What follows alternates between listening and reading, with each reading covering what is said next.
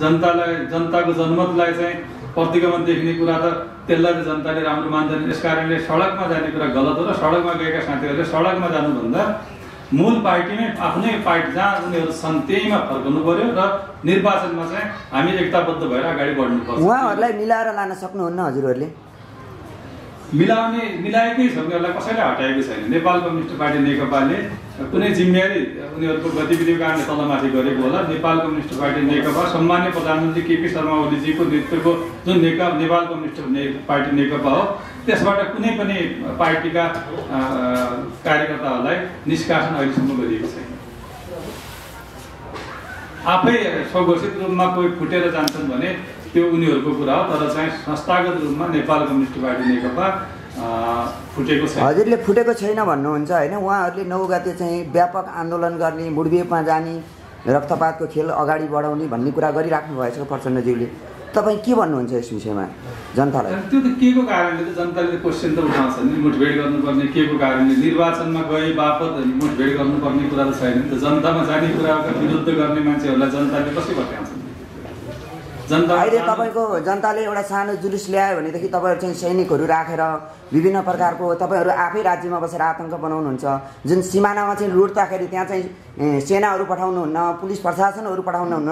नेपालमा 4-4वटा सुरक्षा छ, तपाईँको सीमामा मेट्दाखेरि तपाईँ पठाउनुहुन्न भने तपाईँहरू मन्त्री भएर देशको लागि जनताको लागि तपाईँहरू हेर्नुहुन्न भने के मन्त्री पदमा बस्नुहुन्छ? जनताले सोधिराखेको छ के भन्नु? सीमामा सुरक्षा क्याम्प यही सरकारले स्थापना गरेको छ। तपाईँहरूलाई पनि थाहा छ कति ठाउँमा हिजो बरु थिएन, अहिले वर्तमान सरकारले सीमामा सुरक्षाको स्थिति चुस्त दुरुस्त बनाएको छ। सुरक्षा क्याम्पहरू स्थापना भएका छन् र सीमामा चाहिँ सशस्त्र प्रहरी बलदेखि लिएर अन्य सुरक्षाका संयन्त्रहरू स्थापना गरेको कुरालाई त नकार्न सकिँदैन। विगतमा थिएन भन्न सक्नुहुन्छ। वर्तमान सरकारले सीमामा सुरक्षा उपस्थिति गराएन भन्ने कुरामा त कुनै सत्यता छैन। सीमामा सुरक्षा उपस्थिति व्यापक गरेको छ।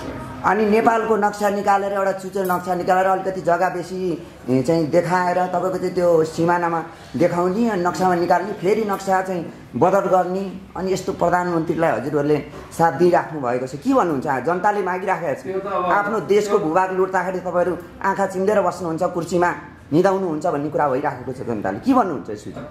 तपाईँहरू कुन मुखले मत माग्न जानुहुन्छ अब चुनावमा? हामी त मत मागिरहेका छौँ। हामीले निचिएको भूमि हामीले नक्सामा सार्वजनिक गरेर फिर्ता लिनको लागि प्रयास छ भनेर मत मागिरहेका छौँ नि त। कहिले ल्याउनुहुन्छ त फिर्ता? ल्याएर देखाउनु पर्यो अनि चुनावमा जानु पर्यो नि त। त्यो त प्रयास छ। हामी तपाईँहरू 5 वर्ष टिक्न सक्नुहुन्न। 5 वर्षसम्म चाहिँ जनताले दिएको म्यान्डेटमा तपाईँलाई बहुमतको सरकार बनाएर तपाईँ फेरि सडकमा, एउटा चाहिँ सडकमा जाने, एउटा सदनमा लुट्ने, जुन प्रकारको सरकारमा। अब सडकमा जानेहरूको बारेमा उहाँहरूलाई नै सोध्नुहोस्, हामी जनतामा जाने कुरा होइन। हजुरहरूलाई सोध्नु पर्यो नि, तपाईँहरू मन्त्री भइसकेपछि तपाईँहरूको अधिकारको कुरो हो नि त, तपाईँहरूले गर्नु पर्यो नि त। हामी जनतामा जाने कुरालाई स्वाभाविक रूपमा लिइरहेछौँ, यसलाई लोकतान्त्रिक पद्धतिको रूपमा लिइरहेछौँ। हामी जनताको फैसलालाई स्वीकार गर्न तयार छौँ। त्यस कारणले सडकमा जानुपर्ने, आन्दोलन गर्नुपर्ने अवस्था छैन भनिरहेको छ। अनि यो चुनावमा जुन खर्च हुन्छ नि त्यो कहाँबाट ल्याएर गर्नुहुन्छ? जुन प्रकारको अहिले चुनाव भनिराख्नु भएको छ हजुरहरूले, कसरी गर्नुहुन्छ? निर्वाचनको लागि राज्यले बेहोर्छ नि त। निर्वाचनको एउटा नियमित राज्यले बेहोर्छ कि जनताको करको पैसाबाट चाहिँ तपाईँहरू चुनाव गर्ने हो भन्नुहोस् न।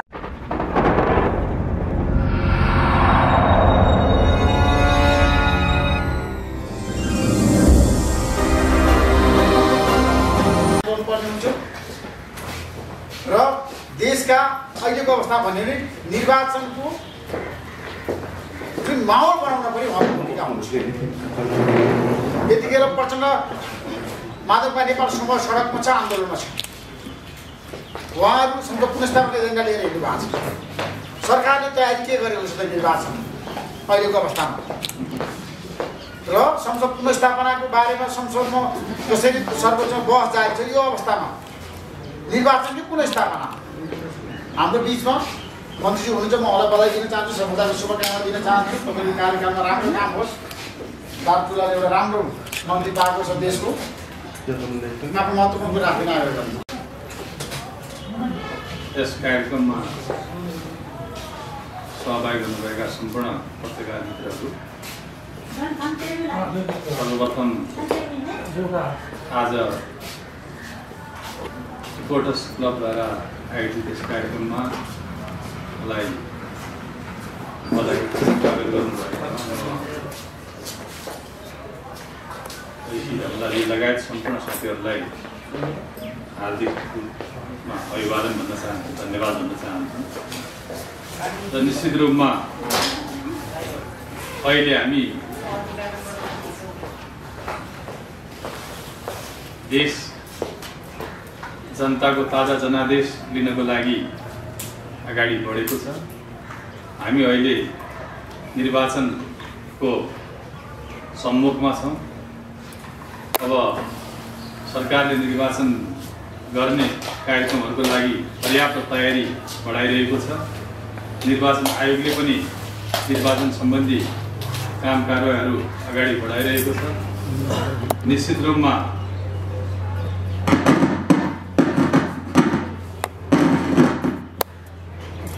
जब 2074 सालको निर्वाचनमा हामी तत्कालीन नेपाल कम्युनिस्ट पार्टी एमाले र तत्कालीन माओवादी केन्द्रको बीचमा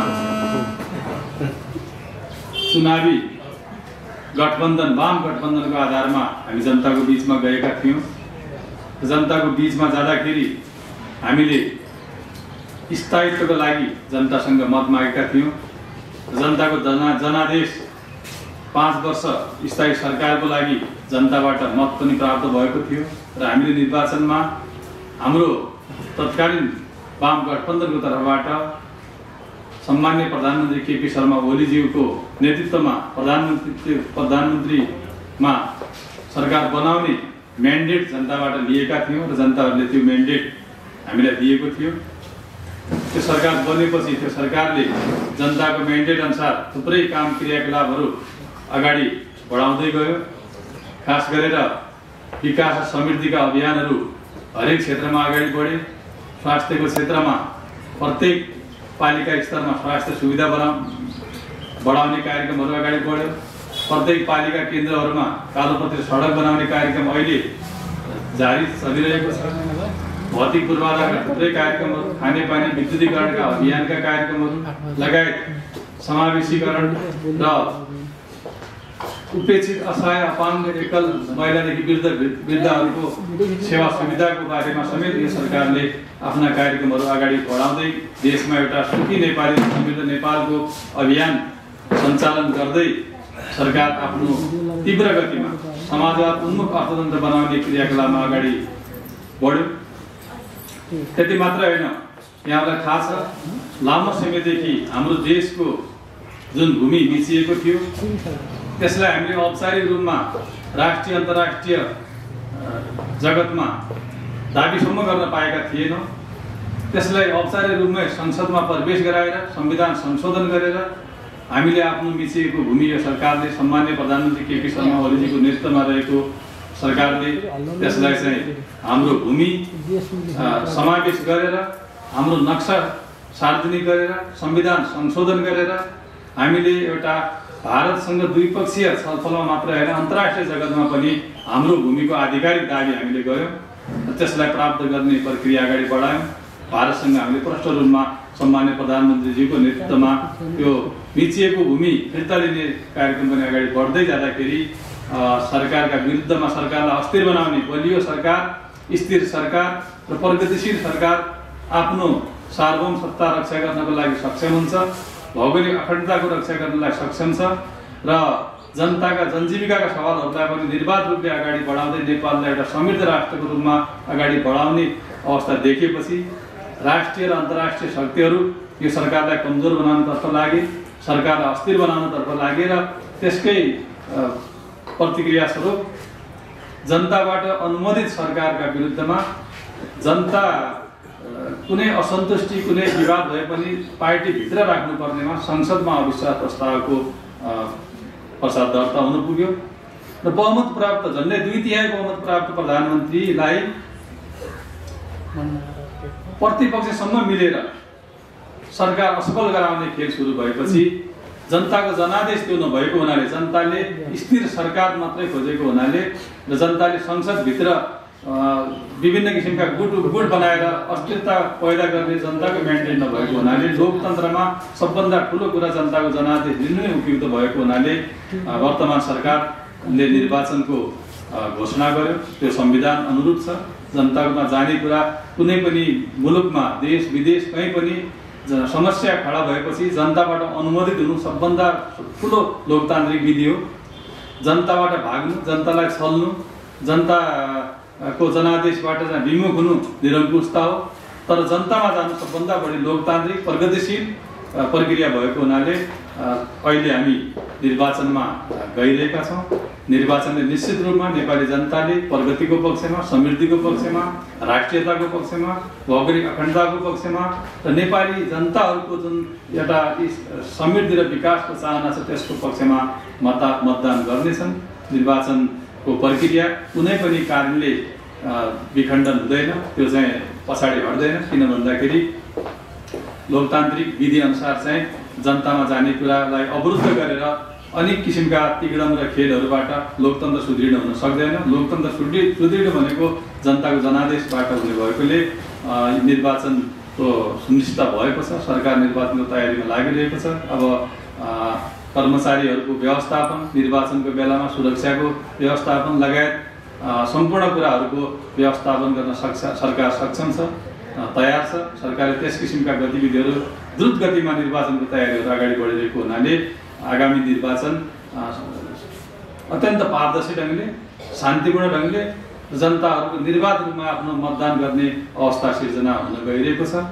र यस बीचमा निर्वाचनको विरुद्धमा गरिने गतिविधिले जनताको बीचमा राम्रो कुनै पनि नेता अथवा दललाई राम्रो पार्दैन।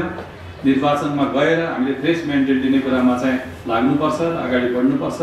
र सरकार र खास गरेर सङ्घीय मामला तथा सामान्य प्रशासन मन्त्रीको हिसाबले निर्वाचनको तयारीको सम्पूर्ण प्रक्रियाहरूमा, कर्मचारीको व्यवस्थापन लगायत सम्पूर्ण कुराहरूमा सरकार आफ्नो पूर्ण तयारीका साथ अगाडि बढिरहेको कुरा म यहाँको बिचमा अवगत गराउन चाहन्छु। धन्यवाद। जस्तो भन्छु संसद पुनर्स्थापनाको कुरा आज कति सम्म बेच्नु भएको छ? तपाईँले एउटा जनताको चाहिँ प्रतिनिधि, जनताबाट निर्वाचित, अहिलेको अवस्था संसद पुनर्स्थापना निकास हो त? संसदमा सरकार बनाउने विकल्प नभएको हुँदा संसदमा हाम्रो संविधान अनुसार पनि संसद पुनर्स्थापना हुन सक्दैन। किन भन्दाखेरि राजनीतिक दलहरूको म्यान्डेट, जनताको म्यान्डेट नेपाल कम्युनिस्ट पार्टी नेकपालाई हो। र नेकपाको नेतृत्व सम्माननीय प्रधानमन्त्री केपी शर्मा ओलीजीले गर्नुभएको छ र उहाँ बहुमत प्राप्त संसदीय दलको नेता हुनुहुन्छ। उहाँ नेपाल कम्युनिस्ट पार्टीको पनि अध्यक्ष हुनुहुन्छ र नेपाल कम्युनिस्ट पार्टी नेकपाले कुनै पनि किसिमको निर्णय, अन्यथा निर्णय नगरेको हुनाले यो संसद पुनर्स्थापना हुने सम्भावना हुँदैन र निर्वाचनमा जानुपर्ने अवस्था संवैधानिक हिसाबले पनि उपयुक्त हुन्छ। त्यही दिशामा हामी जान्छौँ। अनि अहिलेको अवस्थामा आधिकारिकता कसले पाउँछ त? नेपाल कम्युनिस्ट पार्टीको केपी शर्माले नेतृत्व गरेको पार्टी कि प्रचण्ड महाराज नेपाल? नेपाल कम्युनिस्ट पार्टी नेकपा त फुटेकै छैन। नेपाल कम्युनिस्ट पार्टी नेकपा अहिले छँदैछ। मान्यता प्राप्त गर्ने सम्भावना दुईवटा पार्टी भएको मान्यता प्राप्त गर्ने कुरा हो। नेपाल कम्युनिस्ट पार्टी नेकपा अविभाज्य छ, त्यो छँदैछ। त्यो सम्मान्य प्रधानमन्त्री केपी शर्मा ओलीजीको नेतृत्वमा नेपाल कम्युनिस्ट पार्टी नेकपा छ। त्यसमा अरू पार्टी नेताहरू पनि हुनुहुन्छ। अब कुनै नेताले, कार्यकर्ताले स्वैच्छिक रूपमा म पार्टी छोड्छु, अन्यत्र जान्छु भन्ने कुरा गर्नुभयो भने त्यो व्यक्तिगत कुरा हुन्छ। व्यक्तिगत कुरालाई संविधानले, कानुनले मान्यता दिन सक्दैन। तर संस्थागत रूपमा नेपाल कम्युनिस्ट पार्टी विभाजन भएको छैन। सम्मान्य प्रधानमन्त्री केपी शर्मा ओलीजीको नेतृत्वमा नेपाल कम्युनिस्ट पार्टी एकीकृत नै छ र यसमा चाहिँ आधिकारिक पनि त्यही पार्टी भएको कुरा म जानकारी गराउन चाहन्छु। मन्त्रीज्यूलाई मेरो प्रश्न, जुन राजावादीहरू सडकमा आएपछि तपाईँहरू वाम गठबन्धनको सरकार एउटा चाहिँ सरकारमा बस्ने, लुट्ने, अर्को चाहिँ सडकमा गएर आन्दोलन गरेर जनतालाई के मुलुबेपले गर्न खोजेको?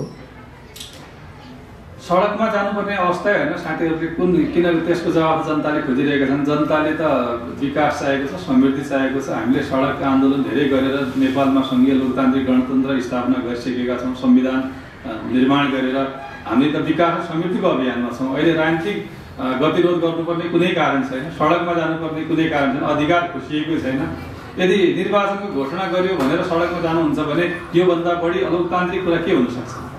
जनताको बिचमा जाने कुरालाई चाहिँ प्रतिगमन देख्ने कुरा, जनताको जनमतलाई चाहिँ प्रतिगमन देख्ने कुरा त त्यसलाई त जनताले राम्रो मान्दैन। यस कारणले सडकमा जाने कुरा गलत हो र सडकमा गएका साथीहरूले सडकमा जानुभन्दा मूल पार्टीमै आफ्नै पार्टी जहाँ उनीहरू छन् त्यहीमा फर्कनु पर्यो र निर्वाचनमा चाहिँ हामी एकताबद्ध भएर अगाडि बढ्नुपर्छ। उहाँहरूलाई मिलाएर लान सक्नुहुन्न हजुरहरूले?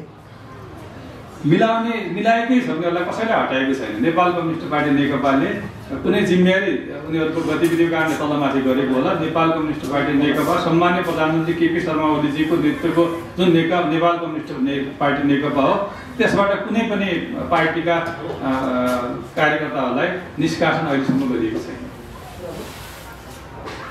आफै स्वघोषित रूपमा कोही फुटेर जान्छन् भने त्यो उनीहरूको कुरा हो, तर चाहिँ संस्थागत रूपमा नेपाल कम्युनिस्ट पार्टी नेकपा फुटेको छैन। हजुरले फुटेको छैन भन्नुहुन्छ होइन? उहाँहरूले 9 गते चाहिँ व्यापक आन्दोलन गर्ने, मुठभेडमा जाने, रक्तपातको खेल अगाडि बढाउने भन्ने कुरा गरिराख्नु भएछ प्रचण्डज्यूले।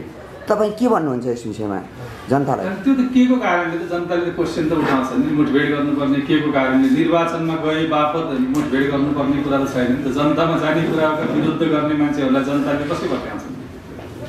अहिले तपाईँको जनताले एउटा सानो जुलुस ल्यायो भनेदेखि तपाईँहरू चाहिँ सैनिकहरू राखेर विभिन्न प्रकारको तपाईँहरू आफै राज्यमा बसेर आतङ्क बनाउनुहुन्छ।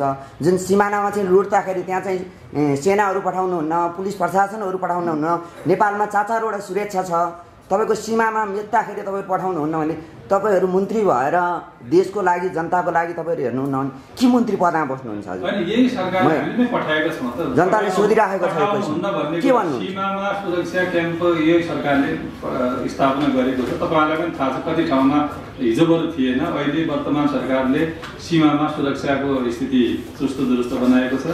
सुरक्षा क्याम्पहरू स्थापना भएका छन् र सीमामा चाहिँ सशस्त्र प्रहरी बलदेखि लिएर अन्य सुरक्षाका संयन्त्रहरू स्थापना गरेको कुरालाई त नकार्न सकिँदैन। विगतमा थिएन भन्न सक्नुहुन्छ। वर्तमान सरकारले सीमामा सुरक्षा उपस्थिति गराएन भन्ने कुरामा त कुनै सत्यता छैन। सीमामा सुरक्षा उपस्थिति व्यापक गरेको छ। अनि नेपालको नक्सा निकालेर एउटा चुचो नक्सा निकालेर अलिकति जग्गा बेसी चाहिँ देखाएर तपाईँको चाहिँ त्यो सिमानामा देखाउने अनि नक्सामा निकाल्ने, फेरि नक्सा चाहिँ बदल गर्ने, अनि यस्तो प्रधानमन्त्रीलाई हजुरहरूले साथ दिइराख्नु भएको छ। के भन्नुहुन्छ? जनताले मागिराखेको छ। आफ्नो देशको भूभाग लुट्दाखेरि तपाईँहरू आँखा चिम्लेर बस्नुहुन्छ, कुर्सीमा निदाउनुहुन्छ भन्ने कुरा भइराखेको छ। जनताले के भन्नुहुन्छ यसो? तपाईँहरू कुन मुखले मत माग्न जानुहुन्छ अब चुनावमा?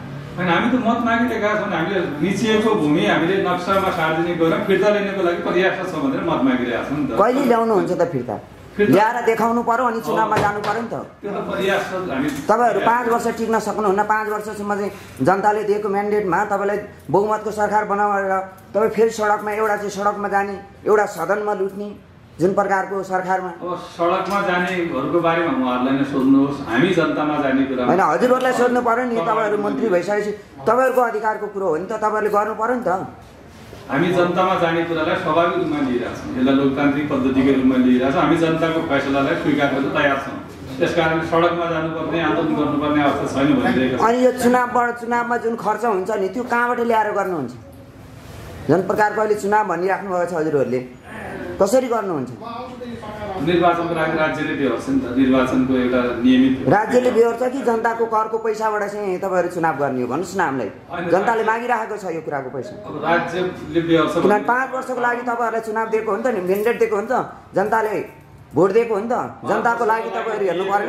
त्यसलाई बिचमा अस्थिरता उत्पन्न भयो। त्यो अस्थिरता उत्पन्न भएपछि फ्रेस मतमा जानुपर्ने स्थिति आएको हुँदैन। अब अर्को चुनाव गरेर नि यस्तै अस्थिरता भयो भने फेरि यस्तै गर्ने, 2 वर्ष 1 वर्षमा फेरि अर्को चुनाव गर्ने, त्यो रणनीति त गर्नु भएन नि त। हुनु हुँदैन, अर्को चुनावबाट पनि हुनु हुँदैन, गर्नु हुँदैन। यसले जनताले त्यसमा चाहिँ निर्णय गर्छ। ल धन्यवाद।